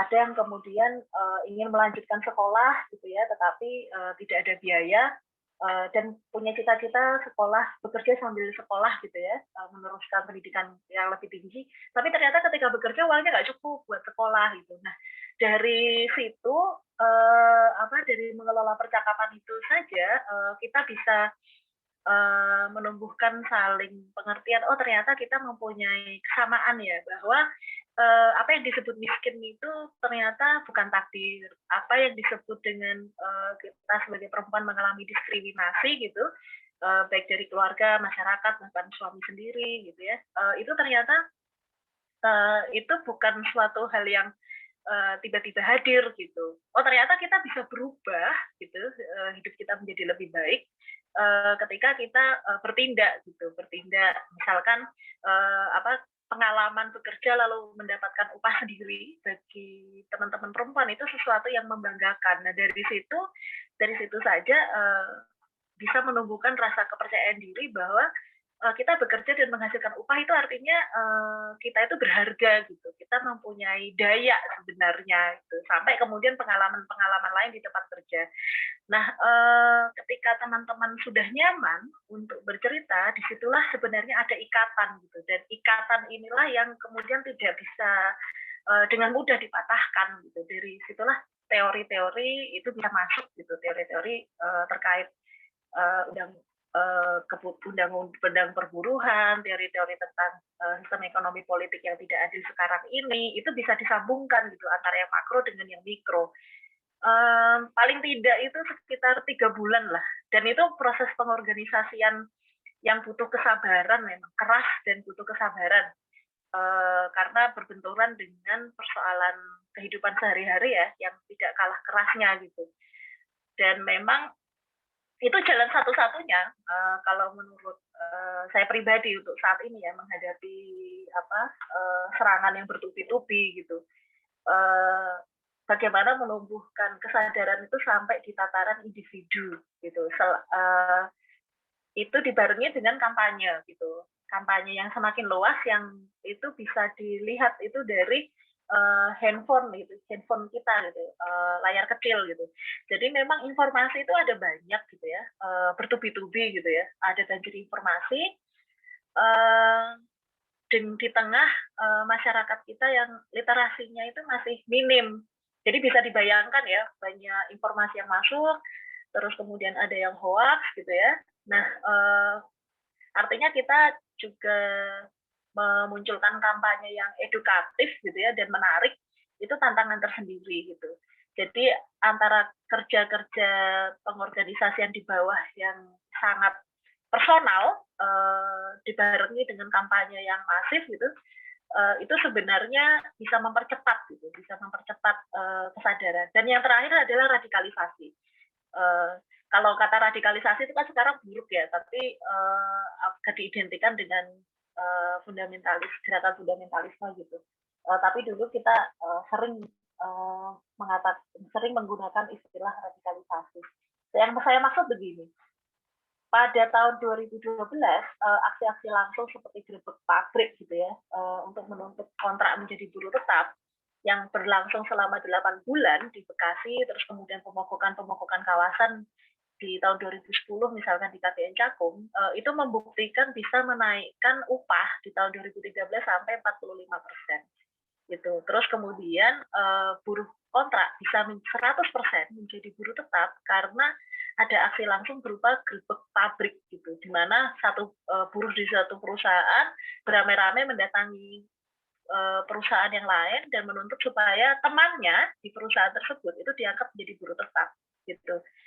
Dan mekanisme hukum itu nggak bisa menjawab persoalan itu gitu. Kita di PHI sampai 5 tahun belum tentu buruh kontrak bisa menjadi buruh tetap. Artinya apa? Artinya metode aksi langsung itu adalah metode yang tepat dan itu membuat lompatan kesadaran. Jadi kalau kita dalam situasi biasa saja dengan pendidikan segala macam intens gitu ya, itu kita butuh waktu setahun 2 tahun untuk kemudian teman-teman kesadarannya meningkat, keberaniannya mulai tumbuh gitu ya.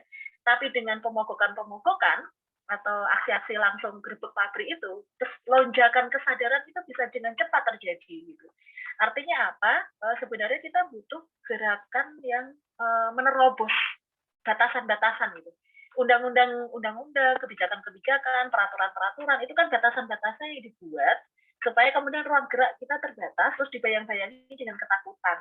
Nah, kalau batasan-batasan itu sanggup didobrak, maka kemudian lompatan perubahan, lompatan kesadaran itu bisa cepat terjadi gitu. Pengalaman itu kan pas gerbek pabrik atau pemogokan itu, pengalaman kita ya, itu dari yang 30 anggota saja, karena kita mogokin kawasan KPN, itu kita bisa 6 basis, 6 PUK, 6 perusahaan itu kemudian berserikat menjadi anggota kita, terus berkembang lagi di tahun berikutnya ada 12 PUK, 12 perusahaan berserikat.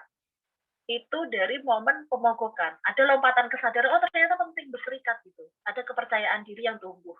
Nah, hal-hal semacam itulah yang perlu untuk dibangun lagi gitu.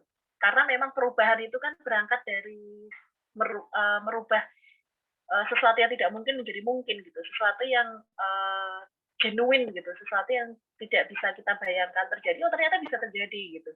Nah, hal-hal semacam itulah yang dibutuhkan. Artinya apa? Kita butuh konsolidasi gagasan sebenarnya, konsolidasi gagasan untuk melampaui batasan-batasan yang dibuat oleh negara. Itu sih, terima kasih. Ya, terima kasih Mbak Dian. Tadi menarik sekali ya soal kerja pengorganisasian di akar rumput yang berangkat dari isu-isu personal, kemudian perlu juga kampanye secara masif, dan yang terakhir radikalisasi gitu ya, radikalisasi gerakan agar ada lompatan kesadaran. Itu luar biasa ceritanya. Ini ada Mbak Anin yang raise hand juga. Silakan Mbak Anin ingin menyampaikan. Iya. Makasih Mbak Andi, makasih Mbak Dian, Mbak Kiki.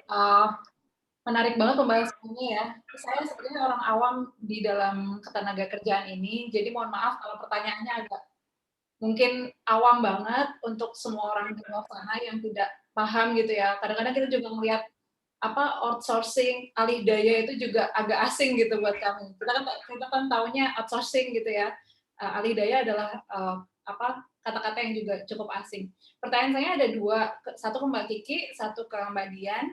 Yang ke Mbak Kiki, ini Mbak, kadang-kadang kita suka sebagai pekerja gitu ya, kita tuh suka menganggap bahwa kita tuh imun terhadap UU ini gitu. Jadi maksudnya kita tuh nggak terdampak dong, nggak terdampak kok dengan UU ini gitu. Apalagi misalnya pekerja-pekerja yang mungkin menengah ke atas gitu ya, walaupun mereka tetap bekerja pada perusahaan kan, sebetulnya mereka juga kena dengan UU ini, tapi kemudian beberapa orang mungkin merasa ini kita nggak kena kok gitu.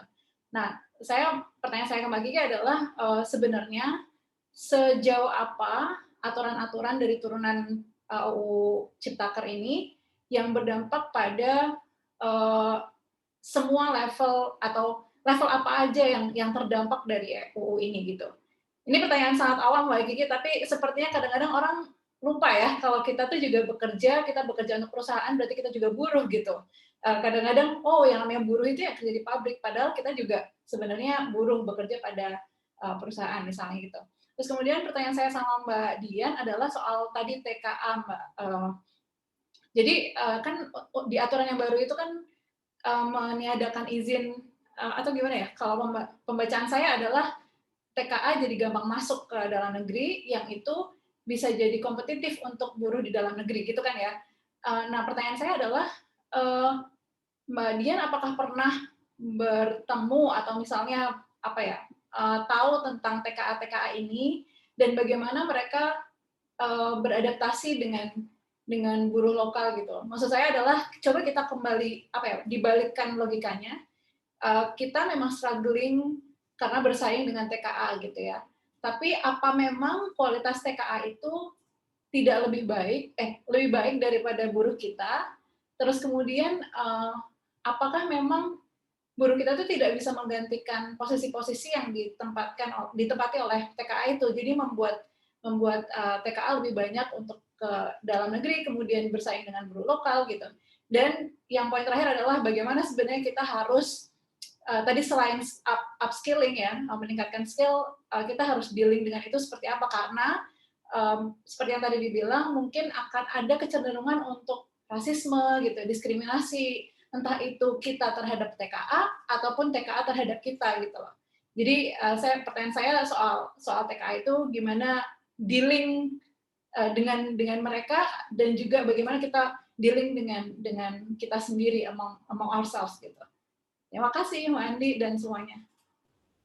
Ya, terima kasih Mbak Anin. Mungkin Mbak Kiki bisa jawab pertanyaan Mbak Anin terlebih dahulu terkait bagaimana sih dampak Undang-Undang Cipta Kerja ini pada semua level buruh atau pekerja ya, mulai dari pekerja mungkin di sektor garmen sampai pekerja-pekerja kreatif misalnya, atau pekerja di sebuah perusahaan. Silakan Mbak Kiki. Terima kasih Mbak Andi, terima kasih Mbak Aninda untuk pertanyaannya, bagus banget ya, pertanyaannya seru karena ini sebetulnya trending di Twitter ya beberapa waktu yang lalu ketika omnibus undang-undang ini disahkan gitu, jadi salah satu bisa dibilang ya rada sarkas juga gitu, karena ada salah satu orang nge-tweet kalau ada salah satu pekerja di kawasan perkantoran mewah itu yang teman-teman juga mungkin tahu ya di mana itu letaknya gitu, merasa bahwa mereka bukan termasuk dalam buruh yang kita yang dipahami gitu oleh orang-orang pada umumnya gitu. Padahal seperti tadi yang Mbak Aninda juga sudah katakan gitu, kita juga buruh, kita juga pekerja gitu. Kalau misalnya kita melihat dari definisi pekerja itu sendiri di Undang-Undang 13 gitu, yang juga tidak dirubah di Undang-Undang 11 2020, ya kita juga buruh gitu. Saya, teman-teman semua di sini juga bekerja mungkin di perusahaan gitu kan, bekerja bukan menjalankan usaha kita sendiri, tapi kita bekerja untuk orang gitu. Kita buruh kayak gitu, tapi gap orang memahami definisi pekerja, definisi buruh itu memang memang cukup gapnya cukup jauh gitu ya. Yang dipahami orang-orang itu buruh pabrik gitu, buruh pabrik garmen yang kerjanya di pabrik gitu, padahal buruh garmen adalah buruh. Jadi memang pemahaman definisi pekerja itu memang harus betul-betul dipahami gitu ya oleh kita. Setidaknya teman-teman yang ada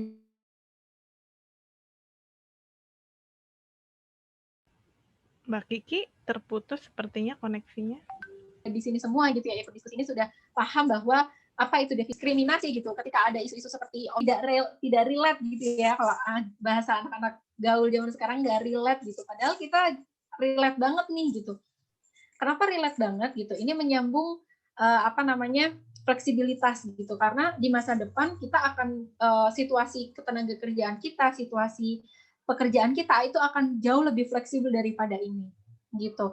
Jadi kita membutuhkan perlindungan gitu, kita membutuhkan security yang jauh lebih kokoh sebetulnya untuk bisa melindungi kita sebagai pekerja. Misalnya PKWT diperpanjang jadi 5 tahun nih, kita jadi tidak punya kesempatan yang lebih kecil untuk bisa jadi pegawai tetap gitu ya, bisa jadi PKWT itu kesempatannya jauh lebih kecil gitu daripada aturan sebelumnya yang mengatur 2 tahun dan maksimal diperpanjang 1 tahun. Seperti itu. Ini juga berkaitan dengan semakin kaburnya definisi hubungan kerja, karena nanti banyak perusahaan mungkin gitu ya di masa depan yang akan menggunakan definisi kemitraan untuk bisa mempekerjakan orang, dan ini sebenarnya sudah terjadi sekarang gitu ya di teman-teman kita yang jadi driver ojol, kurir paket dan sebagainya gitu. Mereka terdampak kemitraan-kemitraan itu gitu, dan mereka tidak bisa terlindungi dengan undang-undang ketenagakerjaan karena itu gitu ya. Kemudian menyambung dengan jaminan kehilangan pekerjaan. Di JKP ini maksimal penghitungan manfaat uang tunainya itu adalah 5 juta. Bagaimana dengan teman-teman yang gajinya lebih dari 5 juta gitu. Misalnya 5,5 gitu atau 10 juta sekalipun yang dihitung itu 5 juta gitu. Jadi ketika menghadapi PHK gitu, teman-teman yang gajinya 8 juta, 10 juta dan sebagainya, dapatnya ya sama aja kayak teman-teman yang lain yang gajinya 5 juta gitu. Dapatnya ya sedikit-dikit juga kayak gitu. Dan ini harusnya bisa menjadi apa ya, bisa diperhatikan juga sama teman-teman yang gajinya tuh di atas 5 juta gitu. Kalau ya mereka akan dapat gaji yang sama, manfaat yang sama dengan teman-teman yang gajinya 5 juta. Ya mungkin itu aja sih yang bisa saya sampaikan untuk menjawab pertanyaan dari Mbak Aninda. Terima kasih. Ya, terima kasih Mbak Kiki. Selanjutnya Mbak Dian nih, tadi ada pertanyaan dari Kak Anin terkait bagaimana sih di lapangan gitu ya, jika ada pengalaman relasi antara TKA dengan buruh Indonesia gitu, bagaimana relasinya, apakah kemudian TKA ini sebetulnya menggantikan keahlian-keahlian lebih baik gitu keahliannya daripada pekerja Indonesia atau justru sebaliknya, dan bagaimana cara kita gitu ya dealing dengan situasi tersebut, bagaimana kita menghindari rasisme kita terhadap TKA dan TKA terhadap kita dan sebaliknya. Saya juga sekalian Mbak Dian, ini ada pertanyaan di kolom komentar dari Mbak Sekar gitu. Dia menanyakan apakah benar nih Undang-Undang Cipta Kerja ini menguntungkan angkatan muda yang mencari kerja, sebab klaim pemerintah kan seperti itu, mempermudah mendapatkan kerja. Silakan Mbak Dian.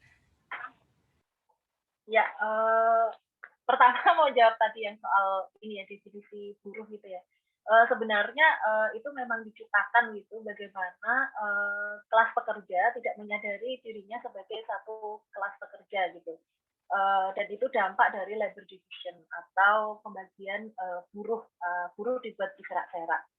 Kita tahu bahwa sebuah komoditi atau sebuah proses produksi baik di segala sektor industri ya, baik komoditi barang sampai kemudian jasa gitu ya, baik yang di rumah ataupun yang di tempat kerja, di pabrik ataupun di kantor-kantor, itu adalah satu bagian dari sebuah sistem gitu, dan sama-sama kelas pekerja. Tetapi satu sama lain, yang sesama buruh tidak saling menyadari dirinya sebagai buruh dan sebagai satu bagian kelas pekerja, atau saling terasing, teralienasi gitu. Jangankan yang berbeda sektor atau berbeda tempat kerja gitu. Yang dalam satu bangunan pabrik saja berbeda line, itu tidak saling teralienasi atau terasing satu sama lain. Bisa tidak kenal karena jam kerja yang panjang dan terciptanya kompetisi gitu. Jadi memang dibuat untuk tidak menjadi satu bagian. Apalagi misalnya rantai produksi kan panjang ya, rantai produksi dari pertambangan yang kemudian mengambil biji besi gitu, terus kemudian diproduksi di pabrik untuk menghasilkan barang-barang produksi. Buruh yang di pertambangan belum tentu kan merasa terhubung dengan buruh di bagian sektor produksi gitu. Padahal sebuah produksi barang tidak akan ada tanpa tanpa bahan mentah yang dikeruk dari alam. Juga dengan sopir yang mendistribusikan dari satu wilayah ke wilayah lain, mengantarkan bahan mentah ke pabrik, ke area produksi, terus kemudian mengantarkan lagi diekspor ke negara yang lain, antara konsumen dengan yang memproduksi. Konsumennya kan juga bekerja gitu. Nah, labor division ini membuat tidak saling terhubung satu sama lain. Itulah kemudian kenapa gerak persatuan buruh atau pekerjaan sebagai satu kelas pekerja itu adalah sebuah tantangan tersendiri, meskipun setiap May Day itu selalu diserukan selama bertahun-tahun, bahkan sudah 100 tahun lebih gitu ya, buruh seluruh dunia bersatulah gitu. Nah, ini terkait juga dengan TKA atau tenaga kerja asing. Memang kan dibuat bahwa tenaga kerja itu kan juga komoditi ya, juga barang dagangan gitu, yang harus dikontrol upahnya gitu tenaga kerja itu supaya menjadi lebih murah. Selain dengan perangkat kebijakan terkait upah juga dibuat bagaimana antrean tenaga kerja untuk mendapatkan lapangan kerja itu terus ada gitu. Selama cadangan tenaga kerja ini ada, maka kemudian upah buruh makin murah gitu. Upah buruh makin murah dan kompetisi antara tenaga kerja itu terus ada gitu. Dan kalau terkait apakah saya melihat kalau di Garmen itu TKA itu ada di tataran manajemen, di manajer produksi atau kemudian di bagian general manager gitu ya. Nah, kalau di pertambangan, ini berdasarkan penelitian yang dilakukan oleh LIX ya, di pertambangan ada buruh-buruh kasar juga yang dari luar negeri ya, dari luar negeri yang kemudian tidak bisa bahasa Indonesia dan itu sangat diisolasi gitu, tidak boleh berkomunikasi dengan warga lokal, terus kemudian diperlakukan dengan buruk, upahnya juga sangat rendah gitu, dan itu seharusnya juga menjadi tanggung jawab negara atau menjadi tanggung jawab pemerintah gitu. Ini sama halnya dengan rakyat Indonesia ketika menjadi tenaga kerja asing di luar gitu. Ada ide menarik sebenarnya terkait upah dasar Asia gitu. Kita yang tergabung di Clean Code Campaign itu di pertemuan terakhir itu pernah mau merumuskan terkait upah dasar Asia gitu. Nah, upah dasar Asia itu menjadi penting. Kenapa? Supaya gap upah antara negara di Asia itu tidak terlalu tinggi. Kenapa? Karena itu selalu menjadi alasan bagi pengusaha untuk melakukan relokasi gitu ke negara yang lebih murah upahnya gitu. Jadi penting untuk mengupayakan ada gap antara upah. Kenapa? Kalau gapnya itu tinggi, maka kemudian Mbak Dian, maaf suaranya kurang terdengar, Mbak. Ya, suaranya kurang. Oh ya, sebentar. Ya. Sekarang udah belum? Ya, udah. Sekarang udah belum? Ya. Jadi gap upah itu memang harus dibatasi untuk tidak terlalu tinggi gitu, atau kemudian sama lah rata-rata itu sama gitu di level Asia supaya kemudian tidak ada diskriminasi gitu terhadap buruh yang satu dengan yang lain ya. Juga tidak ada peluang bagi pengusaha itu untuk berpindah gitu. Kan selalu alasannya pindah ke Vietnam karena upahnya lebih murah gitu.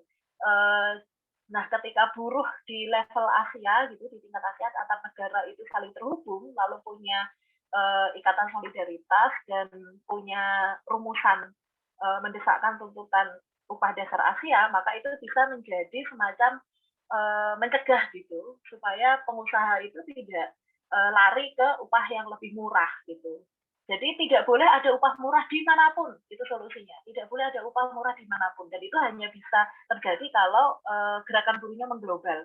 Ada gerakan global gitu untuk kesejahteraan buruh di regional ataupun di regional ataupun di internasional itu.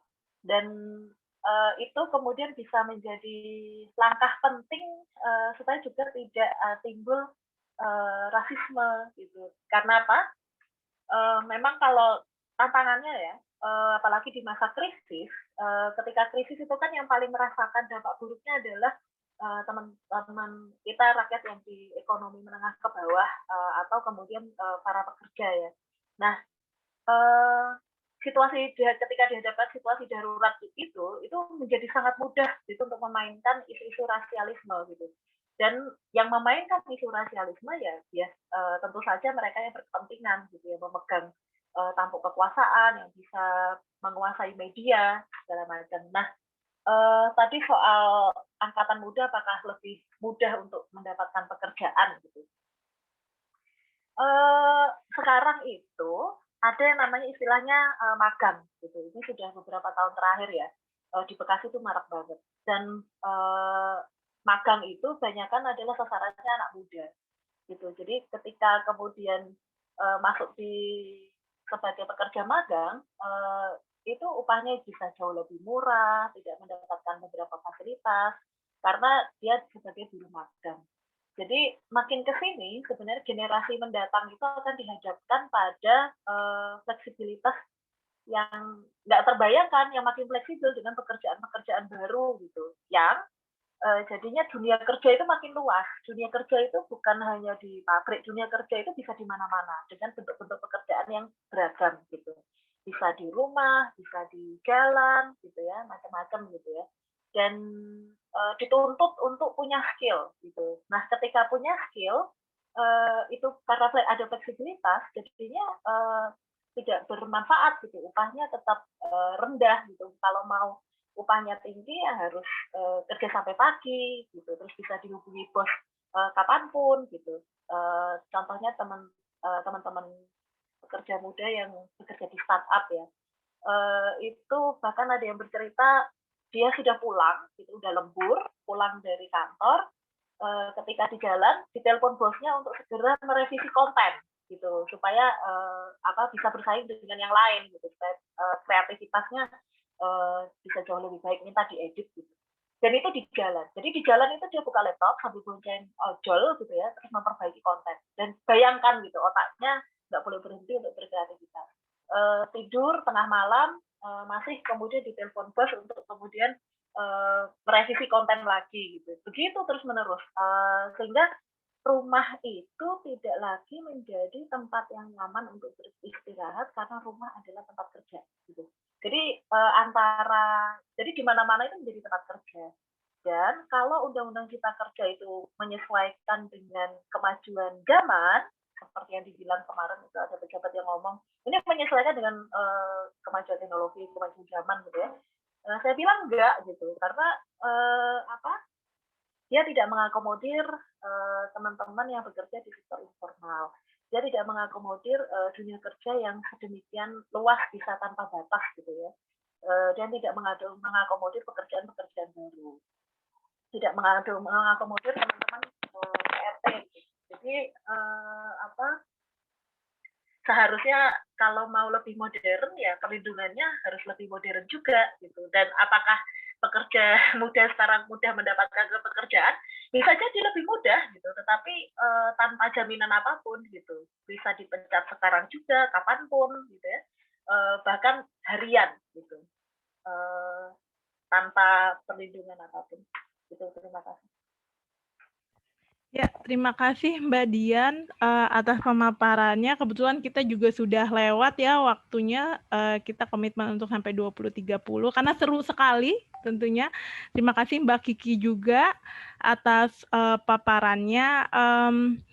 Saya ada aha momen gitu ya dari sekian banyak paparan dari para pemantik, ada aha momen yang mungkin teman-teman juga merasakan ini ya dari paparan kedua pemantik. Yang pertama soal bagaimana sistem kerja, tadi sudah banyak dielaborasi oleh Mbak Dian, sistem kerja kemudian mendegradasi kesadaran kita semua sebagai kelas pekerja, yang kemudian awalnya kesadaran kolektif, tadi Mbak Dian cerita pengalaman satu perusahaan aja, kesadaran kolektif sebagai pekerjanya mulai luntur, kemudian bukan hanya satu line lagi, tapi kesadaran kolektif dalam relasi hubungan kerja yang awalnya pekerja, kemudian ada pengaburan, ada bentuk kemitraan, terus tadi juga disinggung soal magang, disinggung juga soal driver ojek online dan seterusnya gitu ya.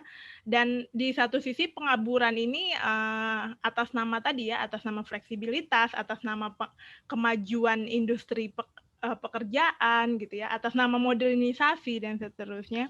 Itu menarik sekali. Yang kedua juga soal data-data yang kita tentu sudah uji ya, Mbak Dian sudah uji di lapangan, Mbak Kiki sudah uji dalam kajian legal framework-nya, bahwa ternyata Undang-Undang Cipta Kerja ini mengafirmasi tindakan-tindakan pelanggaran yang telah dilakukan lama oleh para pengusaha kepada pekerjanya dan diafirmasi oleh Undang-Undang Cipta Kerja ini. Dan yang ketiga, aha momen lagi buat saya, bagaimana Mbak Dian memberikan tawaran solusi ya. Saya pikir ini tidak hanya berlaku untuk serikat buruh, tapi juga berlaku bagi kita semua, dimanapun kita bekerja, di sektor manapun, bahwa perlu ada kerja-kerja pengorganisasian, mungkin levelnya teman sama teman menyadarkan gitu bahwa kita adalah pekerja, kita punya kepentingan dan terdampak dengan Undang-Undang Cipta Kerja ini. Jadi pengorganisasian secara personal, kemudian kampanye masif di ruang-ruang virtual, semoga masih bisa memungkinkan di tengah pandemi, dan tentunya radikalisasi gerakan gitu ya, bahwa kita sebagai kelas pekerja juga harus turut andil, dan juga saya ingin mengingatkan teman-teman bahwa Undang-Undang Omnibus Law Cipta Kerja ini tidak hanya bicara soal kebijakan ketenagakerjaan, tapi juga soal lingkungan hidup, masyarakat adat, kemudian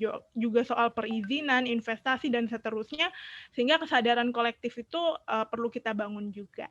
Saya pikir itu kesimpulan dari saya. Saya mengucapkan terima kasih banyak buat teman-teman, dan saya mohon maaf sekali untuk teman-teman yang masih ingin menyampaikan pertanyaannya, namun belum ada kesempatan, mungkin di seri belajar sama-sama lagi kita bisa angkat isu ini lagi yang lebih spesifik seperti itu. Terima kasih banyak teman-teman semua. Tunggu upload video ini, kita akan upload di YouTube Jaringan Akademisi Gerak. Nanti kita bisa sama-sama share ke teman-teman yang belum ikutan. Terima kasih semuanya. Salam baik. Terima kasih. Terima kasih.